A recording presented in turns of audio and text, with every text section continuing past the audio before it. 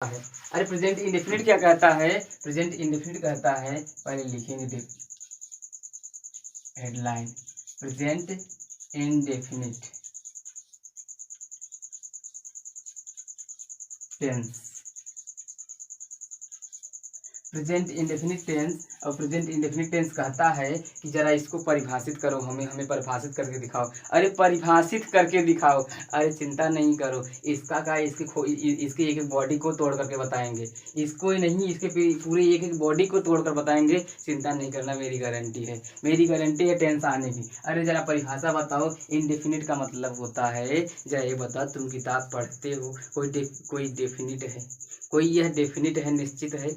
तुम किताब पढ़ते हो, या तो वह पूछ रहा है या तो वह बता रहा है, कोई निश्चित तो नहीं है ना, कोई निश्चित है नहीं कि या तो आप पढ़ रहे हैं या तो आप बता रहा है कि तुम किताब पढ़ते हो सकता है कि हम बता रहे हैं तुम किताब पढ़ते हो, और हो सकता है आपसे पूछ भी रहे हैं कि आप किताब पढ़ते हैं।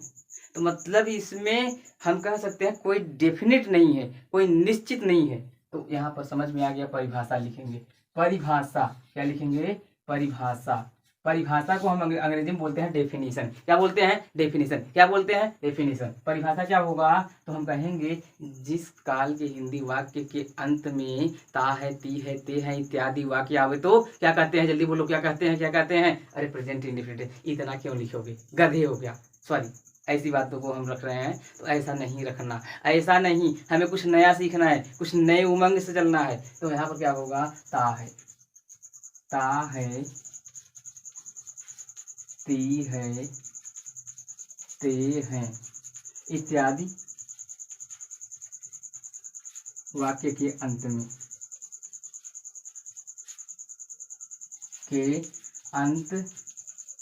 में, बोलो समझ में आने की नहीं? बस इतना डेफिनेशन हो गया, इतने से पूरा क्लियर हो जाएगा कॉन्सेप्ट। अब हम क्या करेंगे? अब हम यहाँ पर लिखेंगे अफर्मेटिव नंबर 1, अफर्मेटिव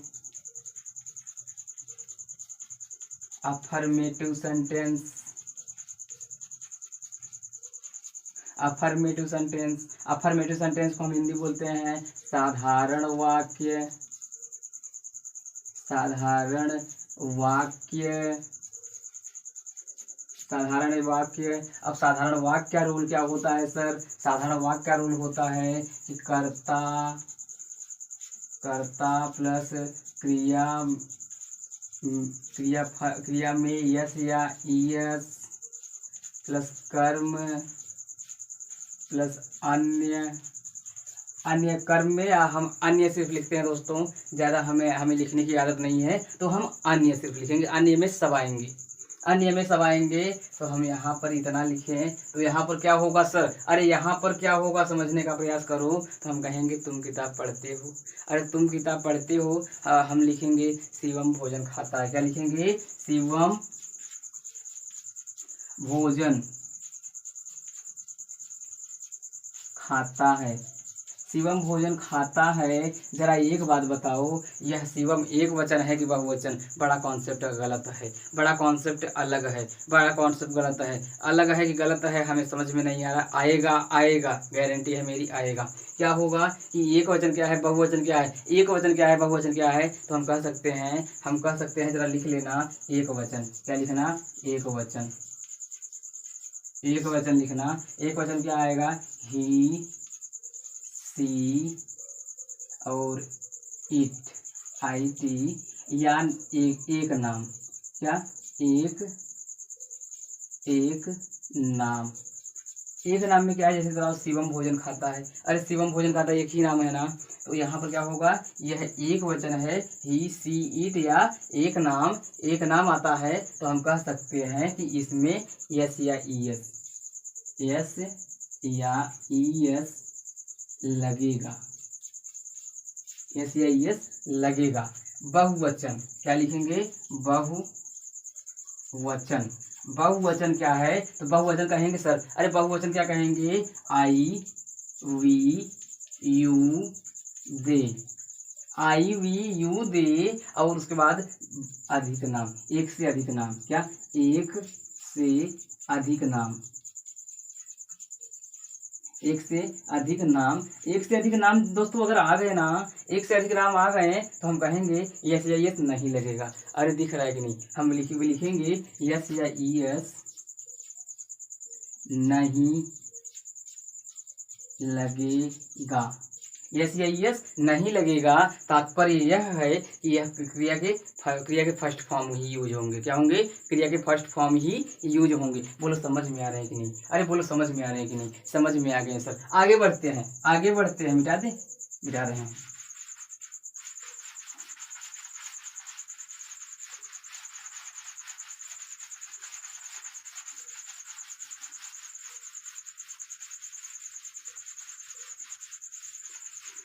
अब हम एग्जाम्पल को लेकर चलेंगे। हमने इतना लिखा सब कुछ लिखा, तो हम क्या इसलिए लिख रहे हैं कि जो पुराने पढ़े हो उसको एक बार देख लो और इसको भूलना है। इसको भूलना है, अभी पढ़ा रहे हैं, इसको भूलना ही पड़ेगा। अरे बड़ा डाउट है सर, भूलना है? पढ़ा क्यों रहे हो? पढ़ा इसलिए रहे हैं कि आपको ख्याल हो जाए, भूला इसलिए देंगे। यह बहुत बड़ा कॉन्सेप्ट है। जरा एक बात बताओ, अफर्मेटिव का रूल हमने क्या किया? हमने शिवम भोजन खाता है लिखा। शिवम भोजन खाता है।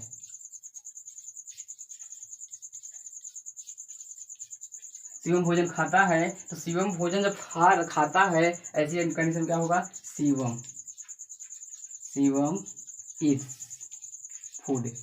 Shivam its food. जरा एक बात बताइए सर, बड़ा दुविधा है। शिवम एक वचन है ना, शिवम क्या है? ईट। ईट के सामने हम क्या लगाएंगे? ये से लगाएंगे, जाहिर सी बात है। शिवम ईट्स, अब क्या खा रहा है? भोजन यानी कि फूड। Shivam Yeats food. बोलो समझ में आया कि नहीं? अरे समझ में आ गया सर, समझ में आ गया, समझ में आ गया। आगे लिख दें? चलो निगेटिव लिखते हैं। निगेटिव सेंटेंस हेडिंग डालो, निगेटिव सेंटेंस हेडिंग डालो। निगेटिव सेंटेंस, दूसरा क्या है? दूसरा आपका निगेटिव सेंटेंस। निगेटिव सेंटेंस कहता है नकारात्मक वाक्य। नकारात्मक वाक्य, नकारात्मक वाक्य क्या कहता है? कहता है भैया किसी भी कार्य का नहीं होना चाहिए, किसी कार्य का नहीं होना चाहिए, मतलब वह कार्य नहीं होना चाहिए। जैसे यहाँ पर क्या है? यहाँ पर है तुम पानी नहीं पीते हो। अरे तुम पानी नहीं पीते हो, तुम पानी पीते हो अगर यह तो होता ठीक होता, लेकिन तुम पानी नहीं पीते हो, तो यहाँ पर क्या होगा? यू। अब बड़ी दुविधा है सर, आप रूल नहीं लिखे हैं, रूल नहीं लिखे हैं, रूल क्या होगा? तो हम यहाँ पर मिटा दें, थोड़ा सा मिटा दे रहे हैं। यहाँ पर मिटा करके रूल लिख देते हैं निगेटिव का। निगेटिव का रूल कहता है कर्ता प्लस डू या डज प्लस क्रिया फर्स्ट प्लस कर्म प्लस अन्य। अब यहाँ पर क्या है? तुम पानी नहीं पीते हो, यह क्या है? तो एक वचन के लिए डज और बहुवचन के लिए डू लगाएंगे। एक वचन के लिए डज और बहुवचन के लिए क्या लगाएंगे? डू लगाएंगे। You do not, you do not. यहाँ पर सॉरी दोस्तों, यहाँ पर नॉट भी होना चाहिए। क्या होना चाहिए?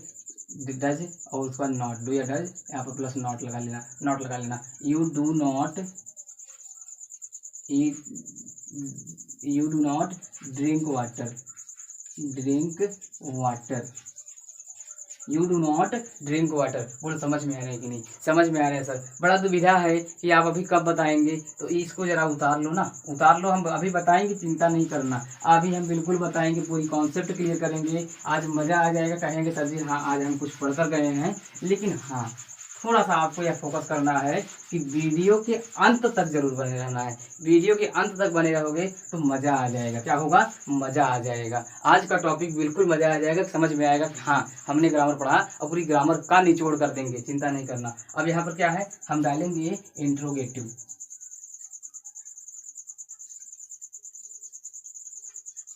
इंट्रोगेटिव कौन सा नियम है? तीसरा है। बोलो तीसरा है ना। यहाँ पर इंट्रोगेटिव होगा सेंटेंस, इंट्रोगेटिव सेंटेंस। और इंट्रोगेटिव सेंटेंस बोलते हैं प्रश्नवाचक वाक्य, प्रश्नवाचक वाक्य। प्रश्नवाचक वाक्य क्या है सर? तो इसमें एक चीज कॉमन है, क्या?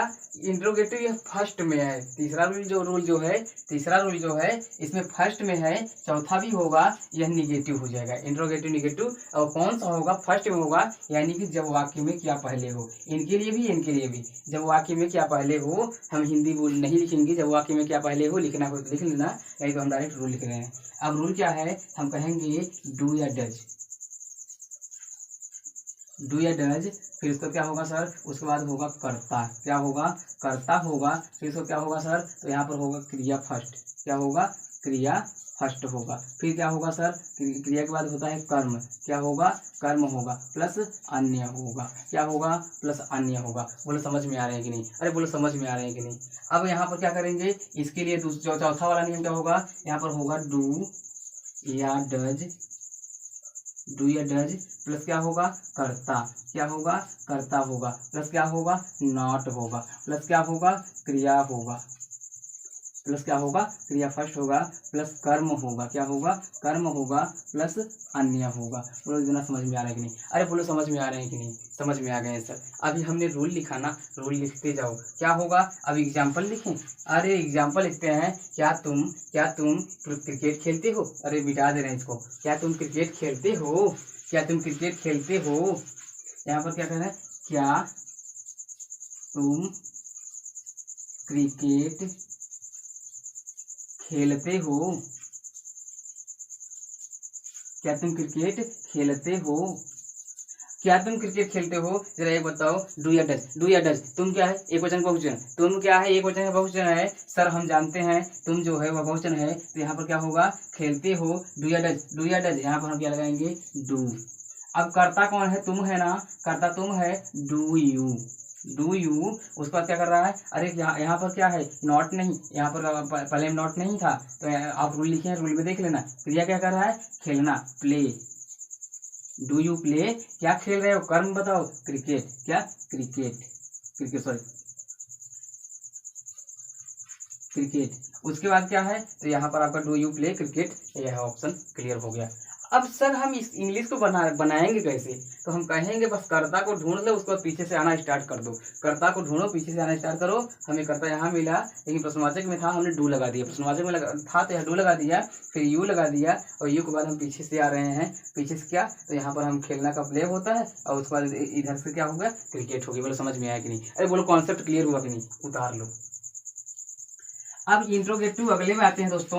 तो यहाँ पर क्या है कि अगर मान लीजिए कि अगर कहे क्या तुम क्रिकेट नहीं खेलते हो, डू यू, उसके बाद यू की जस्ट बाद ही क्या करना है? नॉट प्ले क्रिकेट लगा देना है। क्या तुम क्रिकेट नहीं खेलते हो? Do you not play cricket. बस अगली कॉन्सेप्ट क्लियर करने के लिए इंट्रोगेटिव सेंटेंस जो है वह सेकेंड रूल का होगा, पांचवा छठा। क्या होगा? पांचवा रूल और छठा रूल। इसमें क्या करता है? आपको सिर्फ WH लगाना है। WH लगाया है, या WH क्या दर्शाता है सर? WH आपका प्रश्नवाचक सिंबल दर्शाता है। यह मैन मेड सिंबल है सर, मैन मेड, यानी कि आदमी के द्वारा स्वयं बनाया गया है कि भैया W मतलब क्या? वाट मतलब ये WH से होता है, वाई WH से स्टार्ट होता है, तो इसीलिए हम इसको नॉर्मली WH लिखते हैं। फिर क्या होगा सर? फिर यहाँ पर डू या डज, क्या होगा? डू या डज होगा प्लस क्या होगा? प्लस कर्ता होगा। कौन होगा? कर्ता होगा। अगर निगेटिव आते हैं तो यहाँ पर हम नॉट लगा देंगे, बाकी क्या होंगे? तो हमें यहाँ क्रिया लगाएंगे। क्या लगाएंगे? क्रिया लगाएंगे, और फर्स्ट में प्लस कर्म होगा। क्या होगा? कर्म होगा प्लस अन्य होगा। क्या होगा? अन्य होगा। बोलो समझ में आ रही है कि नहीं? नहीं समझ में आ रहा है सर? अरे एग्जाम्पल लिखते हैं, समझ में कैसे नहीं आएगा? लिखो ना, तुम किताब क्यों पढ़ते हो? तुम किताब क्यों पढ़ते हो?